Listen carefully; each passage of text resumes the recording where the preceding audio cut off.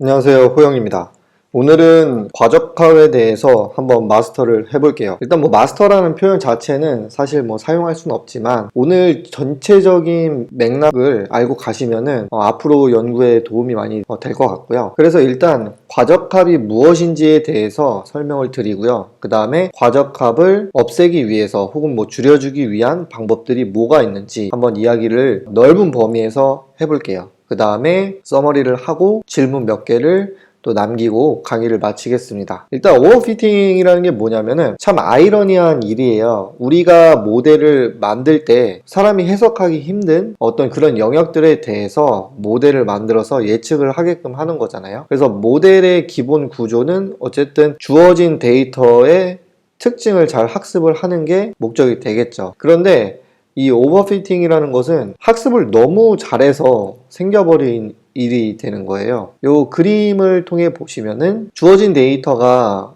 이렇게 U자 형태로 있을 때 언더피팅이라는 거는 잘 학습을 못했다는 이야기가 되겠고요. 혹은 모델이 너무 단순해서 최적화는 이루어지만 실제 데이터를 잘 못 맞추는 경향일 수도 있고요. 두 번째 경우에는 우리가 가장 이상적으로 생각하는 어떤 형태가 나오겠고요. 오버피팅은 트레이닝 데이터 셋을 다 맞춰버린 경우죠. 아니면 아주 높은 확률로 맞춰서 생긴 경우죠. 그러면 지금 보시면 이 점들을 다 예측을 하는데 이 오버피팅이 어떤 게 문제냐라고 했을 때 트레이닝 데이터와 상이한 어떤 새로운 데이터가 들어왔을 때 본음을 예측을 못하는 거죠. 즉 트레이닝 데이터에 대한 어큐러시가 매우 높은데 테스트 데이터의 어큐러시는 낮을 수 있다는 게 이제 오버피팅입니다. 본질적인 문제는 사실 데이터죠. 그래서 우리가 애초에 전체 집단, 즉 모집단의 성질을 잘 반영하고 있는 데이터를 가지고 있다면 오버피팅이 일어나진 않겠죠. 그런데 현실적으로 데이터를 수집할 때 전수조사라던가 이런 거는 사실 하기 힘들고, 또한 표본조사를 할 때에도 전체 집단을 대표할 수 있는 데이터도 사실 모으기는 힘들다는 거죠. 그래서 이런 오버피팅 현상이 발생하는 거고요. 그래서 트레이닝 데이터의 어큐러시가 좋다고 해도 얘는 이제 좋은 모델이 아닐 수 있다는 거죠. 그래서 오늘은 이 7가지만 알고 가시면은 오늘 수업은 다 끝난 거라고 생각이 들고요. 여지껏 제가 공부했을 때 이렇게 정리해 놓은 강의는 없었거든요. 제가 생각했을 때 이 큰 맥락을 먼저 아시는 게 사실 더 중요하다고 생각이 들어요. 근데 저도 공부했을 때 이렇게 누가 정리를 해서 저한테 알려준 적이 없기 때문에 한번 저도 정리를 해보고 여러분들께 공유도 해보는 시간이 됐으면 좋겠어요. 제가 정리를 한 거는 7가지 부분에서 우리가 오버피팅을 예방을 할 수 있는데요. 첫 번째는 트레이닝 데이터에서 뭔가를 작업을 해서 오버피팅을 줄여줄 수가 있고요. 그 다음에 이제 네트워크 자체에서 뭔가 작업을 해주는 방법이 있을 수 있겠죠. 그 다음에 우리가 로스 펑션이나 옵티마이저에서 덜 훈련되게끔 옵티멀 포인트를 찾는 그런 것도 진행을 할 수 있겠고요. 그 다음에 네 번째는 이제 타겟 밸류에 대해서 약간의 트릭을 사용할 수 있는 방법이 있겠고요. 그 다음에 인밸런스드 데이터인 경우에 샘플링 방법에 따라서 오버피팅이 되고 안 되고가 또 있을 수 있거든요. 그래서 샘플링을 어떻게 하는지 이런 것들이 중요할 수 있고요. 그 다음에 이터레이션 세션이라고 하면은 에폭이나 어떤 배치를 돌릴 때 오버피팅이 안 되게 하는 그런 기술들도 있겠죠. 그 다음에 마지막으로는 이제 기본적으로 제가 설명드리는 거는 슈퍼바이즈드 러닝인데 다른 방법들을 적용을 해서 오버피팅을 좀 줄여줄 수도 있습니다. 네, 그래서 실제 모델을 만들고 실험을 할 때 만약에 오버피팅 현상이 나왔다면은 우리가 정규화 작업을 거쳐야 되는데 어떤 부분에 대해서 적용을 할지 생각을 할 수가 있겠고요. 그래서 오늘은 제가 각각에 대해서 하나의 예시만 설명을 드릴 거예요.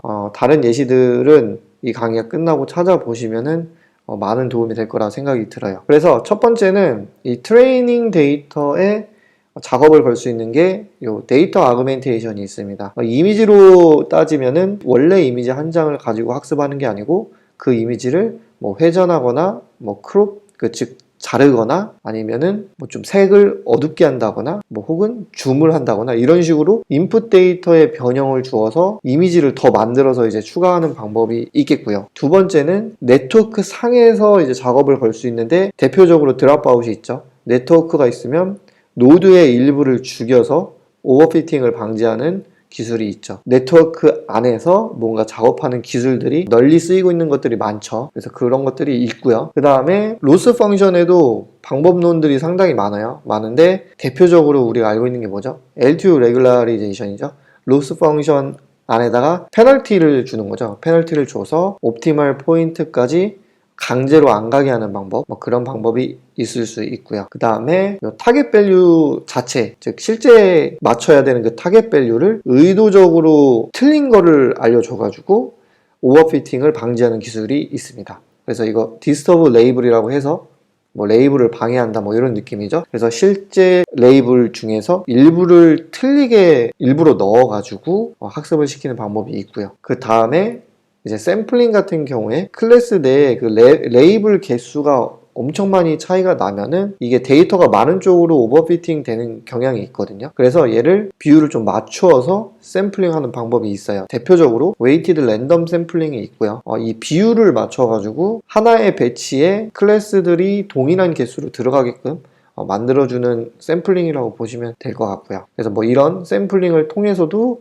오버피팅을 어느 정도 줄여줄 수 있다라는 거고요. 여섯 번째는 얼리 스타핑이 있죠. 근데 이 얼리 스타핑은 잘 사용하셔야 되는 게 예전에는 뭐 이제 오버피팅의 조짐이 트레이닝 로스는 이렇게 쭉 줄어드는데 테스트 로스는 이제 줄어들다가 이제 올라가는 형태, 즉 U자 형태로 된다고 알려져 있는데 이게 데이터나 어떤 모델에 따라서 테스트 로스가 올라가다가 또 다시 내려오는 경우도 있다고 해요. 그래서 이 얼리 스타핑은 처음부터 사용을 하는 것은 저는 추천을 드리진 않아요. 저도 얼리 스타핑은 처음엔 아예 고려를 안 하고요. 오히려 에폭을 더 많이 돌려봅니다. 에폭을 더 많이 돌려보면서 물론 이게 모델이 어느 정도 갖춰졌을 때 하는 얘기예요. 그래서 에폭을 많이 돌렸을 때 이제 그 경향성을 보고 이 이터레이션은 그때 건드립니다. 어쨌든 뭐 이터레이션 세션에 그런 부분들이 있고요. 그 다음에 마지막으로 일곱 번째는 슈퍼바이즈드 러닝을 하는데 이제 세미 슈퍼바이즈드 러닝을 이용해서 우리가 오버피팅을 좀 줄여줄 수도 있죠.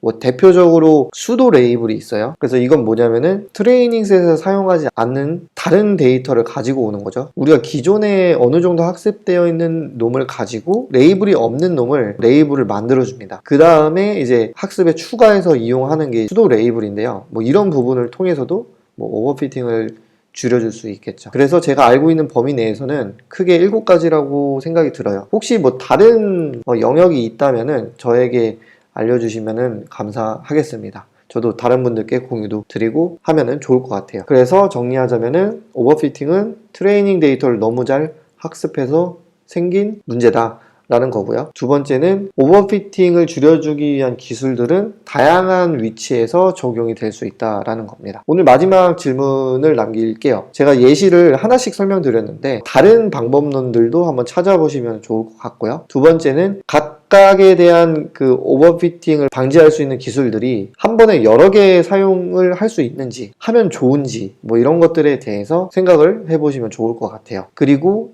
마지막으로 각각의 방법론은 예를 들어서 데이터 아그멘테이션은 어떤 방식으로 아그멘테이션을 할지 이런 부분들이 결정이 돼야 되고요. 뭐 이제 드랍아웃은 몇 프로를 노드를 날려보내야 되는지, 그 다음 뭐 L2 레귤라리제이션은 페널티를 어떻게 줘야 되는지, 그 다음에 뭐 디스터브 레이블 같은 경우에는 몇 개를 가짜로 줄지, 그 다음에 뭐 얼리 스타핑 같은 경우에는 뭐 언제 멈출지 이런 것들에 대한 하이퍼 파라미터들이 존재하는 방법들이 있거든요. 그럼 그 하이퍼 파라미터를 어떻게 최적화해야 될지까지 오늘 생각을 해보시면 아주 좋을 것 같아요. 사실 오늘 질문에 대해서는 한 번에 생각하기 힘들고 어쩌면 답을 낼 수 없을 수도 있어요. 그래서 연구를 하시면서 본인의 데이터 그리고 본인의 연구 목적에 따라서 세 가지를 생각을 해보시면 도움이 될 것 같습니다. 시청해주셔서 감사하고요. 좋아요와 구독 부탁드릴게요. 감사합니다.